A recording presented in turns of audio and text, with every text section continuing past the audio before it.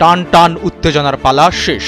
প্রায় 10 ঘন্টার রুদ্ধশ্বাস অপেক্ষার পর জানা গেল ঢাকা বিশ্ববিদ্যালয় কেন্দ্রীয় ছাত্র সংসদ ডাকসুর নতুন ভিপির নাম। মধ্যরাতে 38তম ডাকসু নির্বাচনের ফলাফল ঘোষণা করেন ঢাকা বিশ্ববিদ্যালয় কর্তৃপক্ষ। সিনেটের বিশাল হলরুমে ঘোষণা আসলো ডাকসুর পরবর্তী ভিপির নাম আবু সাদিক কায়েম। ডাকসু প্রতিষ্ঠার 100 বছরের মাথায় 9 সেপ্টেম্বর অনুষ্ঠিত হওয়া 38তম নির্বাচনে ভিপি নির্বাচিত হয়েছেন ছাত্র শিবির সমর্থিত প্রার্থী আবু সাদেক কায়েম। স্বৈরাচার আওয়ামী লীগ সরকারের পতনে নেতৃত্ব দেয়া বৈষম্য বিরোধী ছাত্র আন্দোলনে সক্রিয় ছিলেন তিনি। এছাড়া ঢাকা বিশ্ববিদ্যালয়ের ইসলামী ছাত্র শিবিরের সভাপতি হিসেবেও দক্ষতার সঙ্গে দায়িত্ব পালন করেছেন। উপদেষ্টা পরিষদের শপথ অনুষ্ঠানে বঙ্গভবনেও উপস্থিত ছিলেন এই সাদিক কায়েম।